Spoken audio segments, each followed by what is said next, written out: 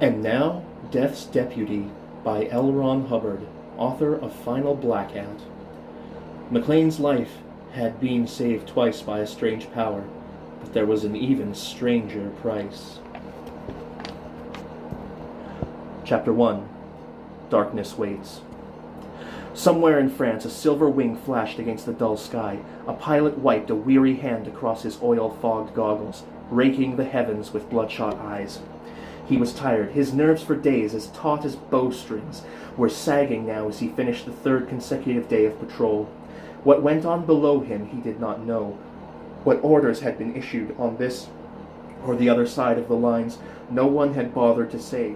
History might be in the making down there, or a stalemate might have locked 1,000,000 men in stagnation. It was not for Flight Lieutenant Clayton McLean to judge. His world reached only as far as the gray horizon, his kingdom only out to the wingtips and tail of his Vickers Spitfire. He was to patrol this air and allow no photographer to come through. For 3 days he had succeeded. In 3 days his wings had become pockmarked, his engine ragged, and his guns out of line. And he still patrolled. For there had been 3 on patrol, now there was 1. And to the north 6 dots, growing larger, told him that once again he would test his skill and his plane. A few minutes before, he had seen 2 squadrons of Hawker Hurricanes heading east. He looked anxiously for them now, well knowing how badly he needed their help. But his own concentric circles and the black crosses which bore down on him were the only insignia in the sky. He clutched his phone close to his lips, wheeling away to intercept the enemy.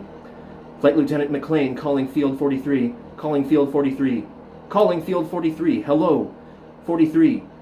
6 Henschel 126 is coming over in Sector 5, heading about 190. Is there any help for me nearby? 3 squadrons 5 minutes west, McLean. Can you hold them up like a good fellow? I can try. Good luck. Goodbye, Forsyth. Clay verticaled. He cleared the throats of his guns, reassured by the 8 snaps of flame which jetted from his wings. He leveled off, righting the earth below, putting the leading Henschel in his ring sights. He was 140-odd miles an hour faster than they, and he closed the gap so abruptly that he had no more than gotten a true sight than the Henschels were gone. He looped and was rushing at them once more. Thin black lines were drawn around him by tracer. He caught a glimpse of a brown helmet close by and a hand raised in salute. When he came around again, a Henschel was falling. Pulling up above them, he stared to east and west to find help, but he found none. Once more he went down into it, through a maelstrom of curving wings and spitting guns. He was through it so swiftly that in the first fraction of a second he could not believe that he had been touched. But when he tried to use the rudder, he found that his leg refused to function, and when he reached for his throttles, he discovered that a command to his arm did not mean obedience. Something stung his lungs. Gasoline! But before he cut his switch, he was burning. Looking straight ahead, he saw the earth twisting up to smash him, and then the earth was blotted out by the smoke-vomiting engine. A blast of heat swept away his brows. He forgot his arm, only to remember when he found that his belt was not unbuckled yet. He forgot it again in struggling past the hood. Not to have a right arm that worked was a soul-wrenching experience. The wind was like a stone wall, breaking his back over the cockpit streamlining. He couldn't get his leg to bear up on the seat. He couldn't unlock this trap. Damn you! He screamed at his plane. Somehow he got his foot free and gave the stick a thrust, the action throwing him over to the right and clear. He tumbled now, looking at a sky full of Henschels and Hurricanes, now at a scarred earth, each tilted and wobbled like a run-down top. Reaching for his ripcord, he yanked. But no pilot chute slithered out of his pack, and staring at his breast he found that the ring had not been touched. His right arm! And he still tumbled, reaching his own terminal velocity and straightening out and still falling free at an earth whose rim curved up and away from him. The spot which stood still was the place where he would hit and dig his own grave with his impact. He struggled to get his left hand around the ring, but his flying suit was bulky and he had no way to get a purchase. He was oddly calm. For the years he had fought other men's wars, he had waited for this moment. He was even thankful that it had come. An end of struggling and the expectation of pain. An end of life as he knew it. Then, suddenly, he rebelled. To hell with death! What right had fate to snatch his life from him in so rotten a style? So far he had made his own luck, and somehow, before he struck, he would continue to make it. He could not be sure, but he thought he heard a voice, the wind through his buckles, but, "Live yet a while, child of sorrow. We have a use for you later on." And something was there before him. What it was, he could not be sure. The ripcord was yanked out. The pilot chute streaked up and away. The jerk on his harness made his pain-racked body spin about. He was drifting. The earth thudded into him. Mercifully, he knew no more. Chapter 2. Of Cold Glory. Many months later, with only his Canadian uniform and the ache in his leg remaining of his service, Clay McLean sat in Central Park, New York. His hands were crossed upon his cane, and his eyes were closed in gratefulness for the winter sunlight which soaked into him. Pigeons paraded, cooing upon the walk, and somewhere near children could be heard romping, all oblivious of the signs which read, "Keep off the grass." He was trying hard not to think, and the sun was helping some. Even so, now and then the weight of the fact crept in upon him. He would never fly again. Over and over it kept ringing in his mind. Never. Time after time he tried to keep his thoughts from straying to it by reaching far back into his life in the hope that he could pick out some memory not associated with flight. But if he dreamed of boyhood, he remembered model planes and a father who had helped build them. And if he thought of his father, he remembered the airline crash which had taken him. All else but flight was a blur to him, for every struggle in his rebellious life centered upon one thing. How he had fought his way through 2 years of college, unaided, paying his way by barnstorming an already well-covered district. How he had passed his math, only because he had loved flying in common with his professor. Illness had decreed that he could no longer continue at Randolph Field, but somewhere in the amazing vitality of him he had found the strength enough to recover completely and carry on. At every step of this whole way he had been dogged by impossibilities, and every time he had risen in the revolt to batter them down. The United States Army had refused to let him fly because of some slight physical discrepancy between his condition and their requirements, but the Canadians had been kinder. They had welcomed him, and when he had learned their ways, he had taught their pilots. At last he had gone overseas to the Battle of Britain. After having lived over 500 of the statistically average lives of pursuit pilots, his number had come up, and fate. No, not fate. Toward fate, he had always had a combative attitude. It almost amounted to a personal struggle with the gods. And out of each battle, he had come victorious, convinced of the one creed by which he lived. He knew no master but himself, knew no fate that was not of his own making. Birth and death, these things he could accept. But anything between was his. He was for his own molding, not for any other's. And when he had joined hands with a god, it had been because he had willed it, not because it was necessary. This he had believed. He had set himself higher than fate, and each time he had won. Streaking down to destruction with a student's hands frozen on the controls, he had done the impossible by leveling out the plane. Fighting a failing engine over the Rockies, he had made his ship glide half again as far as the Maker had said it could, and had come down alive. Through fog he had forced himself to find his way. There had never been a problem too great or an obstacle too high. Until now, he would never fly again. But he did not sag under it. Rather, once again he was bolstered by a heavy rage at being bested. What did he care about what the doctors said? They had told him his arm would have had to come off. He had kept his arm. And now they said that his leg would be useless forever. Damn them! It's not true! He started up, throwing his full weight across the offending member, and it collapsed under him. Gray with the pain of it, he crouched there upon the walk, waiting for the sickness to die before he rose. He felt a hand under his arm, seeking to help him rise. All the rage which he had felt scorched in him now. Who dared to help him, to pity him? "I'm quite able to help myself," he said very coldly as he turned away. But the hand persisted until he was again on the bench. The pain of it had blacked out his helper. "Leave me alone," he snarled. "Hadn't I better call someone?" And he said, "Get away!" before he saw that the Samaritan was a woman. And then, seeing that he had hurt her feelings, and feeling ashamed that he had, he hardened the tone of his voice. "I'm quite able to get myself about. What do you take me for, a cripple?" Her blue eyes misted. He did not see her plainly until then. Her hair was gold, and her skin was alabaster. He forgot that he hurt, and experienced a sudden longing to have her sit down by him, and almost the same instant he knew that that was the same longing was a sort of surrender, a wish to rest his head upon her shoulder and rest. "I am sorry," she said. The words were fatal ones for him. Pity and charity were for weaklings. "I've enough pity to last me a while," he said, rebelling. She took a slight step backward, repelled by his savageness. "But you looked so pale." "I haven't had time to get a sunburn yet. Now hand me a dime and get the picture complete." "Why, I had no intention." "It's happened before." "But you are a flight lieutenant in the Canadian Air Force.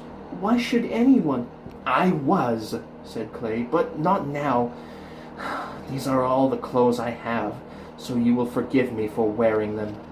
For a time she stood there, studying him, taking in the resentment of his eyes. He was young, not more than 30. He was handsome, despite his pallor. He had the look of an eagle in chains. At last she turned and started away. He watched her back and thought how straight it was and how gracefully flowed her swagger coat. She was life, like some lovely statue come to life, like an angel or a sunset or a new racing plane. He wanted to call after her and ask her to come back, but he didn't. Into his mind came the words, "Clay, you've got to take this as well as you can. Somebody will have to tell you, and it might as well be me. Your leg, Clay. You'll never fly again." Chapter 3. Of Gods. They had told him to be careful, not to overdo for yet a while. But if he was not tired, he could not sleep, and today his restlessness had carried him much further away from the cheap rooming house than he had any right to go. And though his whole side felt feverish and his head buzzed and whirred as though full of bombers, still he could not sleep. Staring into the blueness of his room, he saw again her face. How cool her flesh would feel beneath his hand. How aloof she was. And those eyes, how willingly a man could drown his soul in them. Who she was he did not know. He only knew that he ached for the restfulness of laying his head upon her shoulder and there finding calmness and strength. They had given him tonics, and he had thrown them away. He had sought healing in the sun and air and had found only memory and pain. More than anything else in the world, he knew, he needed this woman, needed her to share the weight upon him, needed the coolness of her hand against his face, the sweetness of her lips. And restlessly he turned, feeling only disgust for himself, for the half-death he had found somewhere in the skies of France. It was very late before he slept. And tonight his ordinary dreams and nightmares would be as nothing, for at the stroke of 2, a finger prodded him like a bayonet. He turned, muttering against the intrusion, half convinced it was the night nurse. "Come, come, my friend. We haven't all night, you know." Resentfully he stirred, trying to close out the voice. And then suddenly he knew that he had heard it before. He came up onto his elbow, wide awake, staring at a fluorescent light which hung cloudily at his side. Below it a dark blot drooped down. There were no features. It was a presence only. "Aren't you awake yet?" said the voice with impatience. "We have a very long way to go." "Haven't you spoken to me before?" "Have I? I forget such details. Perhaps I could look it up, but there's little time for chit-chat now. Come along." "Who requires it?" "What a fellow! You're to come with me, that's all. Isn't it enough?" Why should I go with you? Said Clay stubbornly. Because it is ordered, because I require it, because you would be a fool if you did not. Come now, I dislike force. He felt very cold. Where do you intend to take me? Are you a god that you must have answers to everything? Clay felt the force which was compelling him up. He was curiously without weight, like going over the hump in a ship. He felt the warmth of the bed sink out from under him, felt the draught of air from the window, and then a cold hand gripped his own. No! Shouted Clay. But the room was dissolving about him, and in a moment he was out of it. Don't look down, said the messenger. He had expected to see New York spread out before him, but not so. Instead of a panorama of rivers and tall buildings studded with twinkling light, there was a void, nothing at all. I told you not to, complained the messenger. Clay tried to pull the coat up about his throat, for it was increasingly cold, but he found no collar there to pull. Don't be a fool, said the messenger. Does a man have to drag a body everywhere? Clay relaxed then. He let himself be pulled wherever the messenger would. After a long time he said, "Aren't we almost there?" Ah, so you understand where you are going. I can't say that I do. After your last crash, one would think you'd have enough wit to encompass it. Ah, but men are so awfully stupid. Ahead of them, a cloudy white series of walls was rearing, perfectly blank, cutting an angular pattern against the darker sky, perched evidently upon nothingness. As they drew nearer, Clay saw that the one break, a square of black, which slowly resolved itself into the details of a door. The messenger slowed their pace, and seemed to be primping himself a bit. When they were very near, the square was flung open, turning from black to scarlet, like the mouth of a beast. The halls wound without pattern, carrying them deeper into the place, growing ever larger until suddenly they were brought into a mammoth cavern. And here the messenger thrust Clay forcefully forward, for Clay would not otherwise have gone on, so ominous was the scene before him.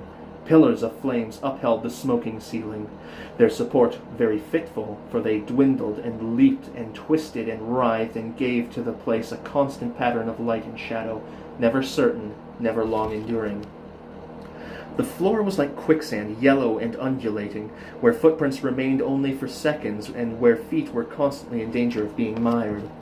At the far end, but half seen through the acrid haze, a pedestal stood between two fiery columns, quite evidently a throne. Don't be afraid, said the messenger. You're not brought here as food, you know. Clay walked slowly toward the throne, curiously impervious to all this apparent heat around him. But his eyes stung, and he could not see all there was to see. He was almost to the throne before he realized that upon it was perched a towering figure which watched him amusedly as it twirled a scepter of polished bone. Bow, said the messenger urgently. Clay looked steadily at the figure. Bow, insisted the messenger. Clay thrust it away from him. "Where is this place and why am I here?" he demanded. The figure on the throne laughed quietly to himself. My dear fellow, you don't seem to be aware of the fact that you are in my realms and should pay some slight homage to me. "Who are you?" said Clay. Oh, that doesn't matter much, does it? You've probably heard of me one way or another. Probably through those who go rushing about crying dreadful things in my name. Let's call me Destruction, that being within the limits of your understanding. And you, I presume, And here he consulted a scroll, are Clayton McLean. Yes, that's it, Clayton McLean, late lieutenant or flight lieutenant, or some such thing in the Royal Canadian Air Force. Yes, here it is. Saved life over lives. Well now, I recall that distinctly. Yes, distinctly. We saved your life for you. Odd function for us to perform, but done in just the same. Doubtless you recall the matter. Chute wouldn't open, and aid pulled the ripcord for you. Not a good precedent, but it had to be done. "You saved my life," said Clay. "But you just said that you were Destruction." Yes, I can conceive of your being puzzled on that score. But one has to look after his interests, you understand. Well, Are you going to express your appreciation? I'm not certain that I'm grateful, said Clay. Oh, now, don't be so childish. Of course you're grateful. Life with one leg is better than no life at all. To the human way of thinking, be like me, content with what you have and with your powers. But then, I suppose, you're never to be contented. He consulted the scroll again. Clay eyed him with dislike. The figure was dressed in a flowing scarlet robe, none too clean. Its face was murky, an uncertain thing, made more so by the pillars of fire which cast their mad light over the throne. Through the hall there rose and fell a constant, coarse sound which made Clay shiver. No, that's so. Never content, said Destruction, having checked up. Waging a battle with fate or some such thing, it says here. Frightful conceit. I've always made my own luck, and I'll continue to make it, Clay peaked. Now there's no reason to be so savage. I realize that getting a man out of his bed in the middle of the night isn't conducive to a good temper, but after all, I'm about to alter your career, or rather aid it. He smiled sardonically at Clay. That is, of course, if you wish to enter my service. I don't understand. Why, it's rather simple. You enter my service, I call off the dogs. You do your duty to me, and in turn I give you a hand, compromise, or interchange or some such thing. You aren't fond, I believe, of having to limp and mope. No, I'm not fond of it, but this is very strange. Why should you want me to serve you? Oh, that. Why, there are thousands of people, hundreds of thousands of them serving me. In my direct pay, you might say, though few of them know anything at all about me. Now you, who are in a position to be of great help, rate the consideration of an interview. I've been told you were a rather forceful fellow. Whatever this service is, said Clay, not to be drawn in by flattery, I want nothing to do with it. If I cannot get along without help, then I cannot get along at all, and I would prefer not to. If you please, I should like to have your messenger guide me back. The figure laughed quietly, passing the polished bone from hand to hand. When he looked at Clay again, leaning forward to get down to Clay's height, he snapped the bone in half. My dear fellow, said the figure, do you suppose for an instant you have any choice but to serve me? If I will that you serve me, then you shall do so. He sat up again. Be reasonable. If you agree to this, things will be so simple for you. But I don't agree, said Clay. Again the figure chuckled at Clay's defiance. Well, there's a man for you. I can't say but what I admire your pluck. However, you realize thoroughly that you can't be let alone after having been allowed to talk with me. Go ahead and kill me, said Clay. I'm in your hands completely. But as for serving... How dramatic, said the figure. Better death than dishonor, so to speak. Mock and be damned to you. Old fellow, said the figure, giving the scarlet robe a hitch and then beginning to juggle the broken pieces of bone. You've rather gotten yourself into it. I thought you were low enough in spirits to accept help from anywhere. You definitely won't listen to my proposition? No. The figure shrugged and appeared to be getting bored by the discussion. Very well, so be it. Your number was up here 3 times, you know, and I withdrew it. You'll serve me or die. The messenger was tugging at Clay's sleeve, and Clay moved away. Remember, said the figure, suddenly evincing further interest in Clay. You serve me or die. He smiled slowly and began to break the bone into further bits with careless movements of his hands. The messenger took Clay out to the portals and pointed off into space. There's your room. I've a number of more important things to do. He pushed Clay over the edge, and though Clay strove to grab hold of the door, he was falling. Clay awoke, damp with perspiration, a little shocked by the violence of his nightmare. Fragments came back to him, and the sensation of falling and falling. He knew he had run away from something, and it annoyed him that he could not immediately know all about it. Like a man working a jigsaw, he began to put it back together.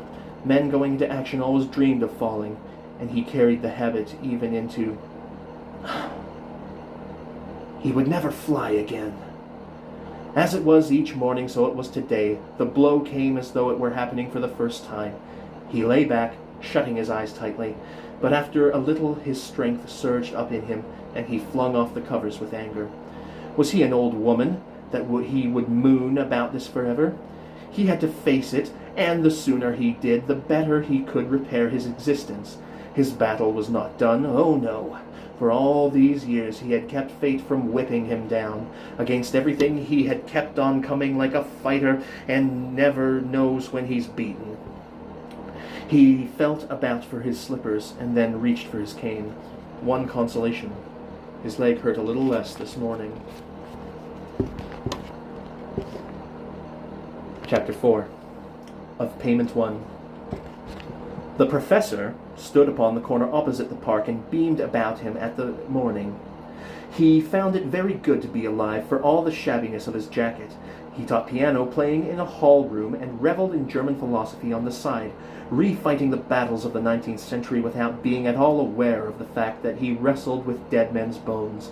A certain Jacob had stopped by to pay his account that morning, and the payment meant that the professor could get himself a new pair of glasses, which his fading eyes needed badly. He had never expected that certain Jacob's mother to pay anything at all for it.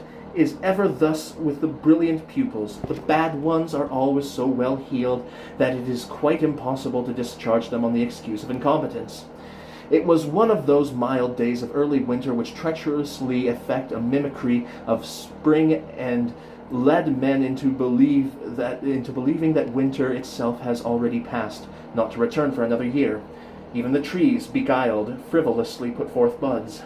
The light changed, and the professor was about to cross the street when, looking up from the street, he happened to spy a familiar uniform. Flight Lieutenant McLean was early today. The professor changed his mind and waited, watching the lieutenant come nearer, leaning heavily upon a stick and apparently very tired.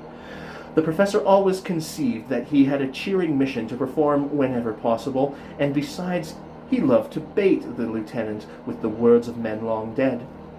The light shifted back again. Clay's face was more pale than usual. He nodded his greeting to the professor. "Well, well, Lieutenant, what brings you out so early?" Clay rested against the paper stand. "Might as well be out as in, I suppose. Why all the smiles?"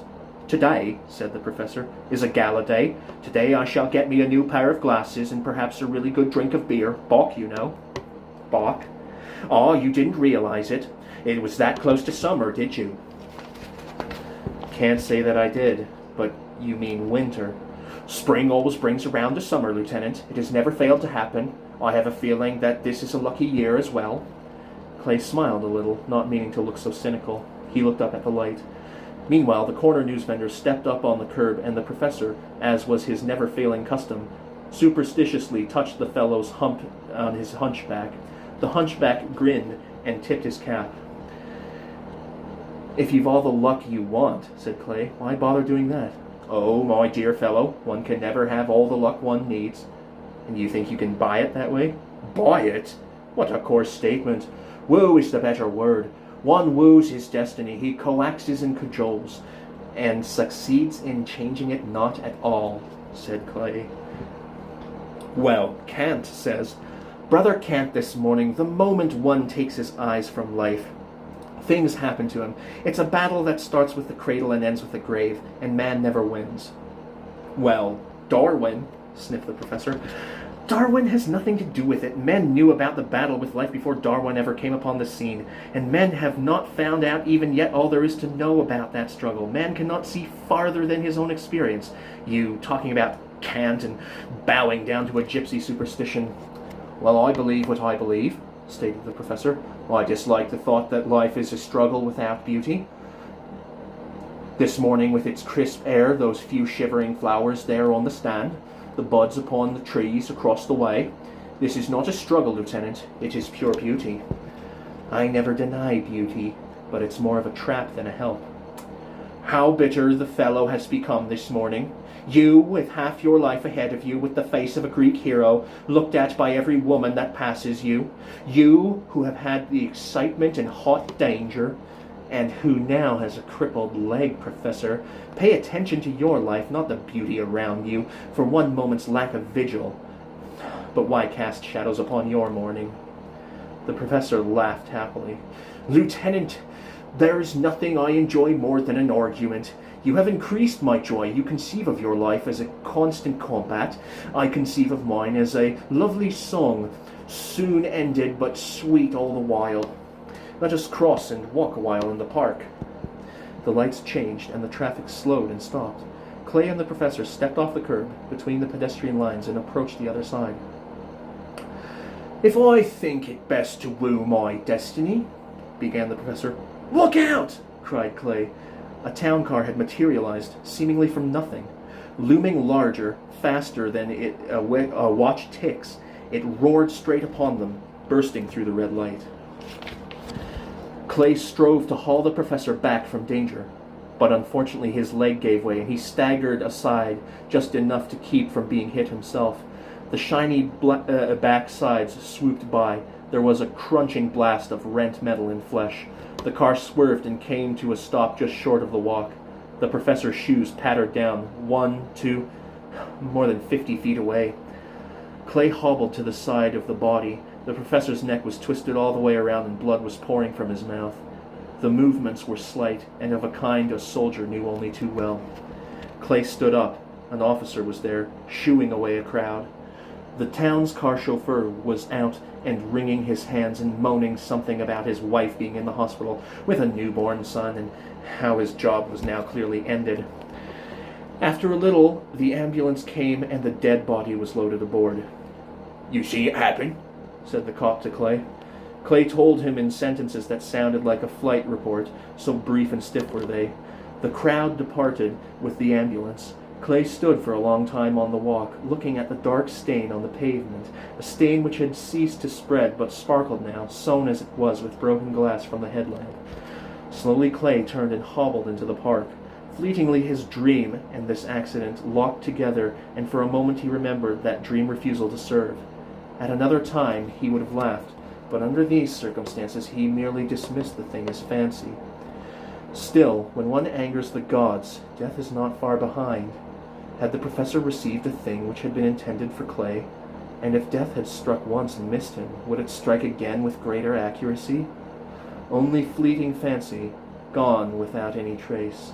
Later, he would know that angry gods... Chapter 5 of Womankind. Laura Grant that morning went singing through her house. She was too busy with the duties of the day to analyze why she sang and why, strangely coupled with it, she was a little unhappy, too. But perhaps she had been unhappy for so very long that a slight mar would completely escape her notice. She sang, knowing better than to reason why. The sound of her clear voice was strange in that house. It was an old place, deeply grimed outside with the passage of decades.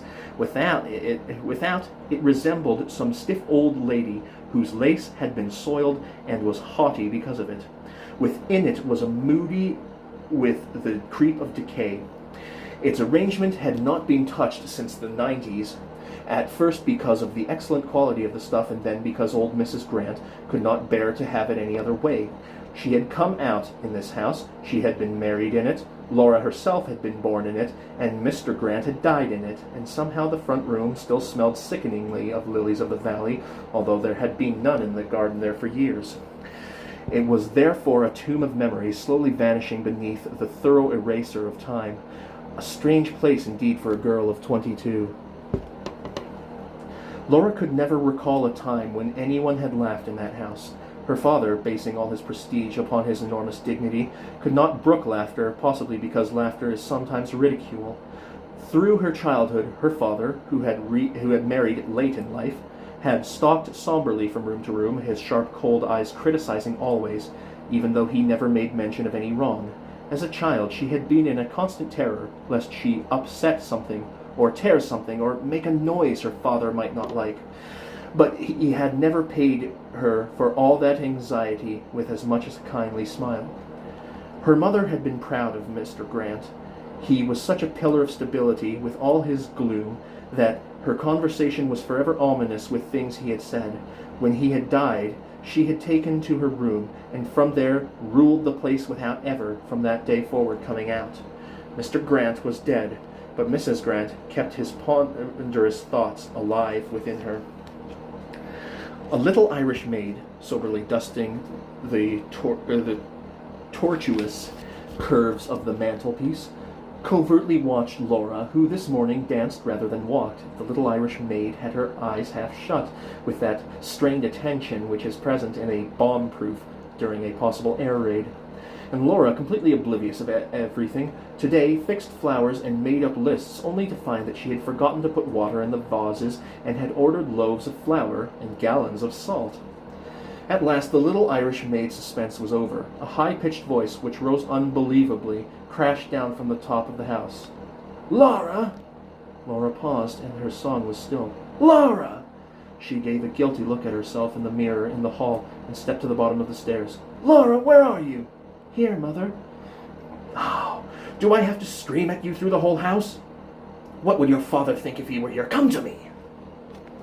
Slowly and unwillingly, Laura climbed the stairs. Her conscience was bothering her now for having sung and danced, for it had evidently put her mother into a temper, and the doctor was always cautioning her about her heart.